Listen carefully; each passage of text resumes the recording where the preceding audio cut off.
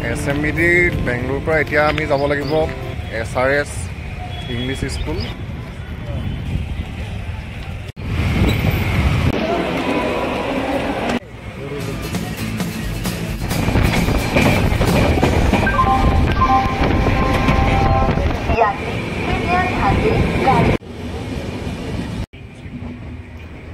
গুৱাহাটীৰ পৰা ট্ৰেইনখন আছিলে 5টা 5-ত আৰু মই গুৱাহাটীলৈ আহিছিলোঁ 20 তাৰিখে আৰু আহি পানি আছিলোঁ গুণৰ ৰুমত আৰু সেইদিনাখন ৰাতিপুৱা ৰেপিড' এখন বুক কৰি 4টামান বজাত আমি গুৱাহাটী পালোহি আৰু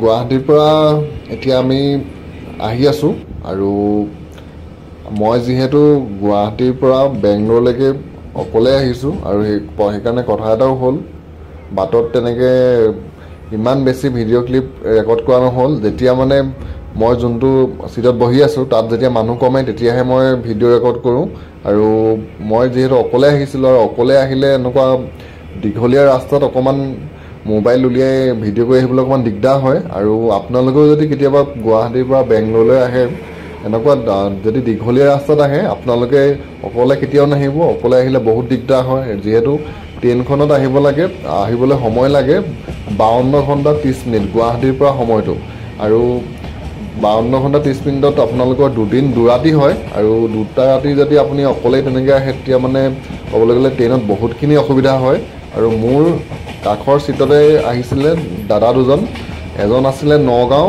আৰু এজন আছিলে শিৱসাগৰ।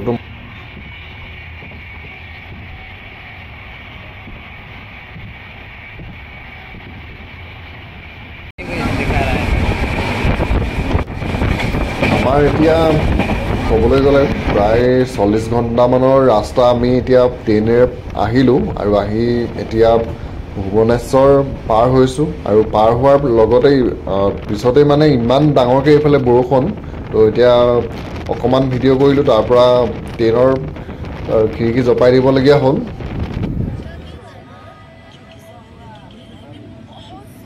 আৰু এতিয়া আমি আহি পাইছোঁহি মালদা টাউন আৰু আমি যোনখন ট্ৰেইনত আহিছোঁ এই ট্ৰেইনখন বহুত সময় নৰখায়। আপোনালোকে ষ্টেচনবিলাকত প্ৰায় 5 মিনিট খুব বেছিহে 10 মিনিট, তো 10 মিনিট কেইটামান ষ্টেচনহে ৰখাইছে, বাকীবিলাকত 2 মিনিট 1 মিনিট তেনেকৈহে ৰখায়।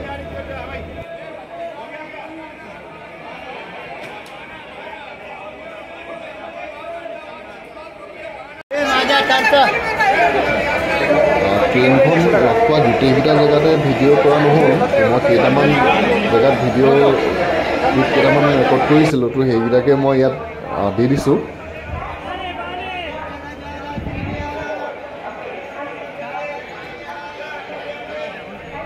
মই আহিছিলোঁ শ্লিপাৰত আৰু শ্লিপাৰত এইফালে মানুহ দেখিছেনে ৰাতি শুবলৈ জেগা নাই, তো ভৰি দিয়া জেগাটো কেইজনমানে কাপোৰ পাৰি শুইছে আৰু এইফালে চিটতো এটা চিটত প্ৰায় 4-5জনমানকৈ মানুহ বহি আহিছে, ইমানেই মানুহ।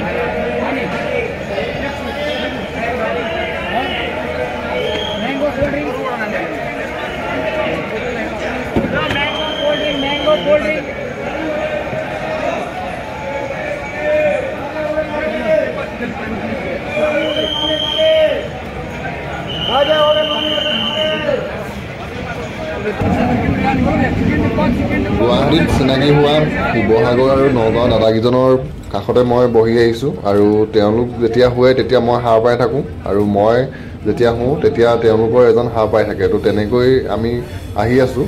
আৰু ক'বলৈ গ'লে আমি প্ৰায় দুদিনৰ, আজি ৰাতিটো গ'লে আমাৰ দুদিনৰ যাত্ৰা আমাৰ সম্পূৰ্ণ হ'ব আৰু ৰাতিপুৱা আমি 10টা বজাত পামগৈ বেংগলোৰ SMBT। এতিয়া আমাৰ বেংগলোৰ SMBT পাবলৈ বৰ বেছি দূৰ নাই, প্ৰায় আৰু ক'বলৈ গ'লে 2 ঘণ্টামানৰ বাট আছে, 8টামান এতিয়া বাজিলেই।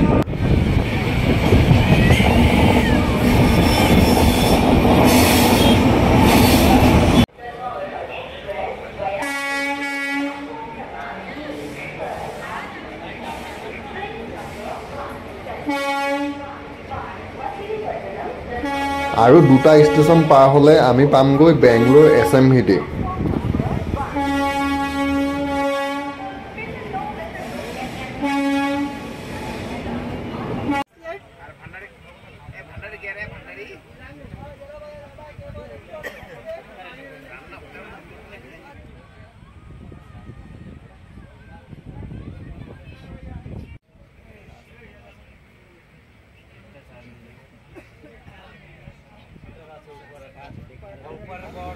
ৰেল লাইনৰ কাষৰ জেগাবোৰ বহুতেই ক'বলৈ গ'লে ধুনীয়া আৰু আপোনালোকে কিছুমান জেগাত বহুত ডাঙৰ ডাঙৰ নাৰিকলৰ বাৰীও ইয়াত দেখিবলৈ পাব।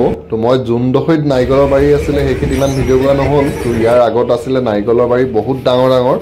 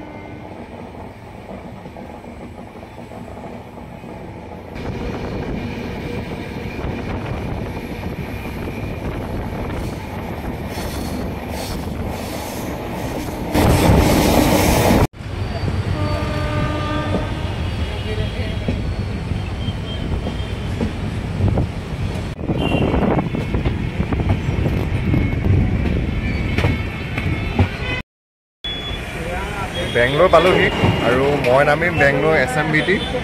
ট্ৰেইনখনো তাতে ৰখাবগৈ। সম্পূৰ্ণ 2 দিন 2 ৰাতি মই আহিছিলোঁ গুৱাহাটীৰ পৰা বেংগলোৰ SMBTলৈকে 2 দিন লাগে, প্ৰায় 52 ঘণ্টা সময়। আৰু আমি এতিয়া গৈ পামগৈ 9:45 মানত বেংগলোৰ SMBT পামগৈ।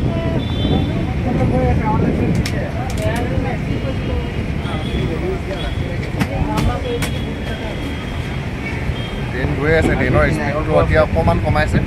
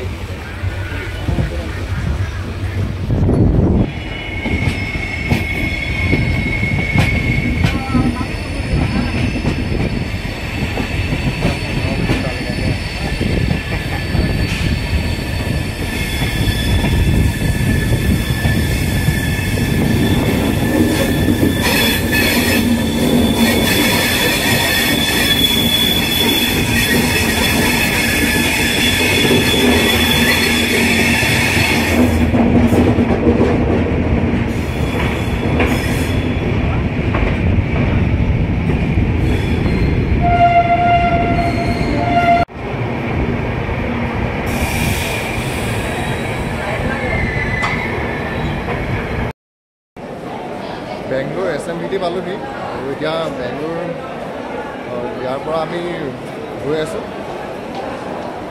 সম্পূৰ্ণ 2 দিন লাগিলে, 2 দিনতকৈ বেছিহে, 2 দিন 52 ঘণ্টা সময় মই গুৱাহাটীৰ পৰা।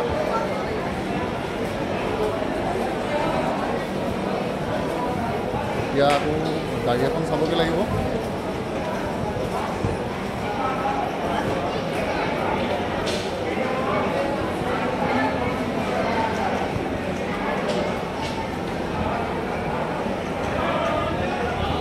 বেংগলোৰ SMBT, আমি এতিয়া বৰ্তমান বেংগলোৰ SMBTত আছোঁ আৰু ইয়াৰ পৰাই এতিয়া আমি নামি গৈ পানি তলত গাড়ী বিচাৰিবগৈ লাগিব। আৰু আজি দেখিছে নহয় মানুহ কিমান, আৰু ইয়াত মানুহ সদায় ক'বলৈ গ'লে বহুত মানুহ হয়।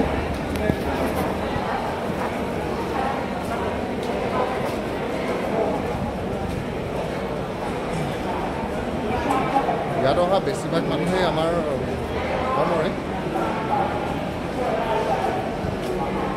আৰু আমি আহিছিলোঁ নিউ তিনিচুকীয়া এক্সপ্ৰেছত, আৰু এইখন ট্ৰেইনত ক'বলৈ গ'লে আধা মানুহ আমাৰ অসমৰ পৰাই আহিছে।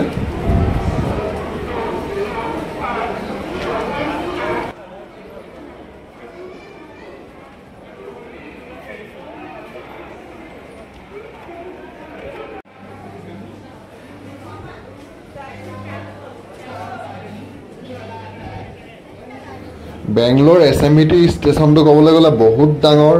আপোনাৰ আগলৈও এইফালে বহুত জেগা আছে, আৰু গাড়ী পাৰ্ক কৰিবলৈও বহুত ধুনীয়াকৈ ইয়াত সুবিধা আছে। তো আমি এতিয়া গৈ আছোঁ ৰাস্তাৰ ফালে। তো এইফালেদি এনেকৈ আমি ৰাস্তাৰ ফালে যাবগৈ পাৰিম। আৰু মোৰ লগত এতিয়া বৰ্তমান নগাঁও আৰু শিৱসাগৰৰ দাদা দুজনো আছে, তেওঁলোকো বেংগলোৰতে নামিছে।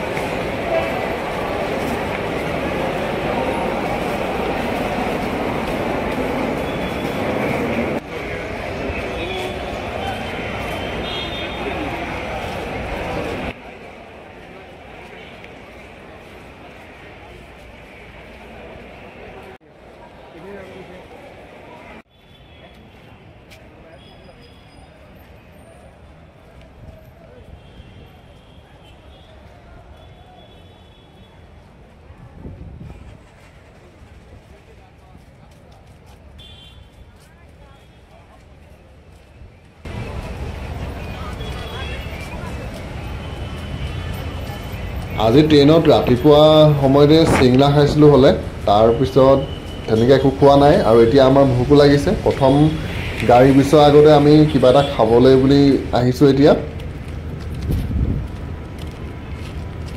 আৰু এইফালে ক'বলৈ গ'লে খানাৰ বস্তুবিলাক সম্পূৰ্ণ বিপৰীত, আমাৰ লগত তেনেকৈ নিমিলে।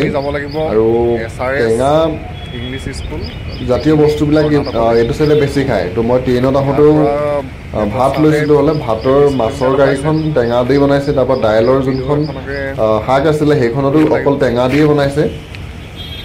আৰু এতিয়া আমি আহিছোঁ হোটেল বিচাৰি। হোটেলত প্ৰথম কিবা এটা খাম, তাৰপৰা আমি আকৌ যোনডোখৰ জেগালৈ আহিছোঁ তালৈ গাড়ী এখন বিচাৰি তালৈ যাম। তো এতিয়া আমি SMETৰ কাষেদি গৈ আছোঁ। এইটো SMET ক'বলৈ গ'লে বহুতেই ডাঙৰ এৰিয়া ষ্টেচনৰ। আৰু এতিয়া আমি আহি হোটেল এখন পালোঁহি। আৰু হোটেলখনত ইয়াত আমাক অকণমান সময় বহিবলৈ গ'লে তেওঁলোকে বনাই দিব হেনো। আৰু হোটেলখনৰ কাষতে থকা দোকানখনত জুবিনদাৰ গান বজাই আছিলে হ'লে, তো শুনি ভালেই লাগিছে। আৰু আমি এতিয়া আছোঁ নাৰ ফুড কৰ্ণাৰ। আৰু নাৰ ফুড কৰ্ণাৰৰ কাষত থকা দোকানখনতে জুবিনদাৰ ইয়া আলি গানটো বজাই আছিলে। আৰু অকণমান সময় ৰখাৰ পিছত আমাৰ এইফালে খোৱা বস্তু আহি গ'ল। তো এইফালে ৰুটি আৰু চব্জি ক'বলৈ গ'লে তেনেকুৱা পনীয়া শাক দুখন দিছে, আৰু শাকত টেঙাটো থাকিবই। আৰু এইফালে এখন কিবা দিছে। তো তাত খাই কৰি হ'ল। তাৰপৰা মই এতিয়া গাড়ীত আহি আছোঁ। গাড়ী মানে মই ৰেপিড' বুক কৰিলোঁ। গাড়ী ভাড়াবিলাক ইয়াত বহুত বেছি। তো ৰেপিড'ত মই চালোঁ, তো তালৈকে দূৰত্বটো অকণমান ক'বলৈ গ'লে 34 কিলোমিটাৰমান হ'ব। আৰু 34 কিলোমিটাৰ ইয়াত ৰেপিড' ভাড়াটো দেখাইছিলে 300 টকা। তো মই ৰেপিড'কে এখন বুক কৰিলোঁ। আৰু ৰেপিড' বুক কৰি এতিয়া মই আহি আছোঁ।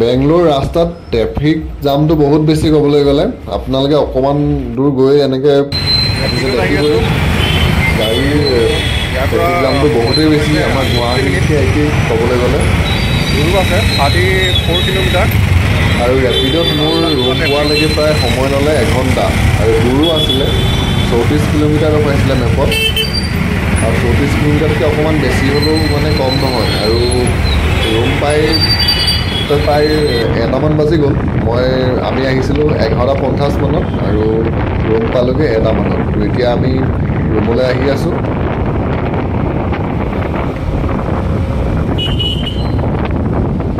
তো গুৱাহাটীৰ পৰা ক'বলৈ গ'লে সময় লাগিলে 52 ঘণ্টা 30 মিনিট আৰু 52 ঘণ্টা 30 মিনিটৰ পিছত আহি পালোহি বেংগলোৰ তো আজিৰ ভিডিঅ'টো ইমানতে সামৰিছোঁ